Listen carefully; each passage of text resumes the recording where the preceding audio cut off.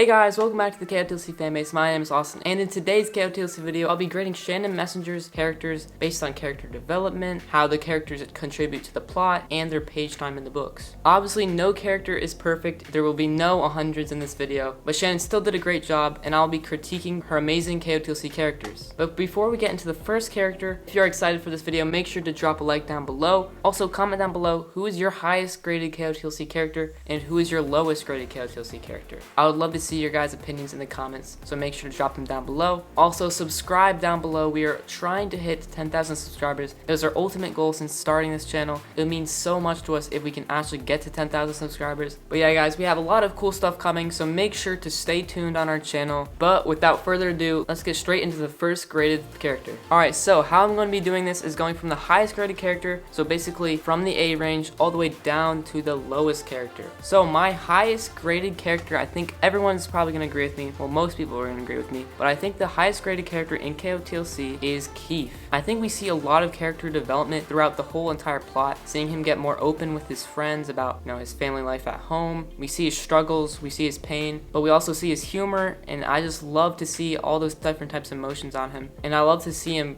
progress throughout the books. And we get to see his feelings on Sophie. So I just really love Keith's character, and I know that a lot of people do. Just the best character in this entire book. So where he is going on the grading scale, I'm gonna, obviously he's not perfect. He's, ran away to the never seen. He's caused a lot of pain to other people in this last book, and now again he's actually just leaving everyone behind, which is kind of a bad thing, even though he's trying to protect them. It's kind of conflicting, but I'm gonna give Keith the character rating of 95, so he gets an A, a solid A. He's a great character, and that's why I put him as my highest grade. But let's get on to the next one. Alright, so my second highest character is actually going to be a villain. In a lot of our videos, me, Troy, and Joey always express how much we like the villain Lady Gisela, and that's why I'm gonna put Lady Gisela as our second highest rated character. Lady Gisela is so dynamic, and just so much plot around her, especially since these last books, giving Keith this legacy and this power that we have no idea is about, and just how we never really suspected Lady Gisela in the first place. We kind of suspected Keith's dad as a bad guy, but we also didn't suspect Lady Gisela being bad. I just think the whole surprise element about her being a villain, and just being a character that we can relate to. Vesperia relates to any of the other characters, but we know Lady Gisela relates strictly to Keith and Lord Cassius, so we kind of see that there's personal tensions, and it's kind of really hard time for Keith to get around, and that's why I think that Lady Gisela is such a good villain. But yeah, Lady Gisela is probably my favorite villain in this entire series, so I'm gonna put Lady Gisela as a character score of 93, which is like a little bit below A,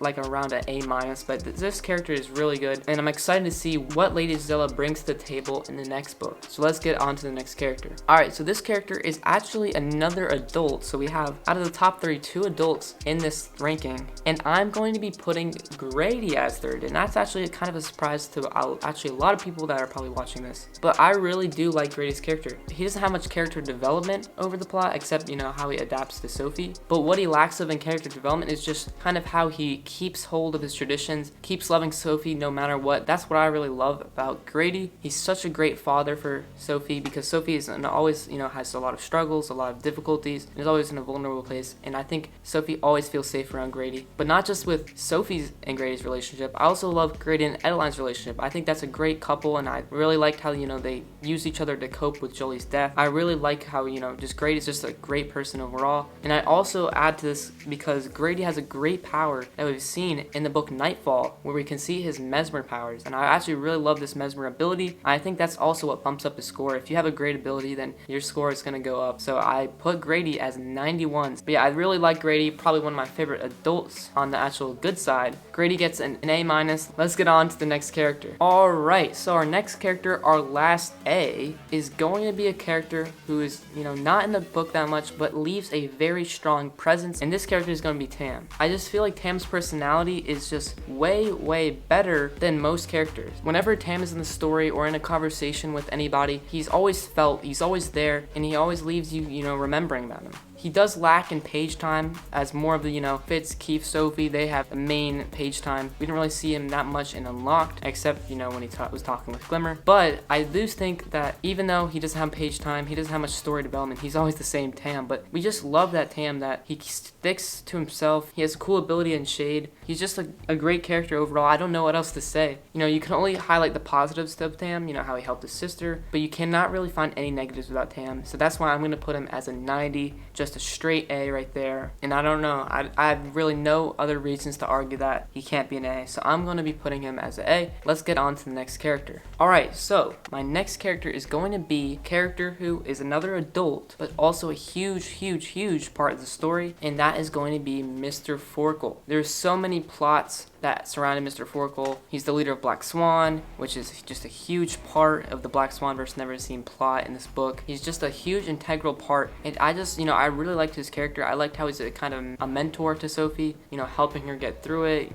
get those more abilities, just get stronger, and kind of support her through her ways of being the Moonlark. We got to see Mr. Forkle, a lot through Sophie's perspective. I just really liked Mr. Forkle's character, and I was super sad when he died. But then another plot twist showed he was a twin, and I'm a twin. We're both twins, so I gotta put him up there. So yeah, he's going to go at 88. So he's almost to an A, but he's, a high B. 88, a solid score. Let's get on to the next one. Alright, the next character I'm going to be putting up is a character that has shown, tremendous character development in Stina. When we got, the Team Valiant part of the plot, I really love Stina's character development. She does lack for page time, she does lack for plot contributions, but she does make up in her character development. In book 1, I did have a lot of laughs when Stina and Dex, were going at each other and doing pranks against each other. She was kind of a bully. She would bully Sophie. She would be mean to everybody. And I just love how, she was at the lowest of lows, but now she's at the highest of highs. She's trying to actually befriend Sophie, from years ago, actually just bullying her. So I think that's a huge, tremendous step in the right direction. I think in the next book, if we do get to see Stina, I do think that they'll be friends. I think they'll be more nice to each other. And I just love how, Stina's direction is going only upward. And I just would love to see how the character implements in the next book. So I had to do it. The next character is our main character of the series, Sophie.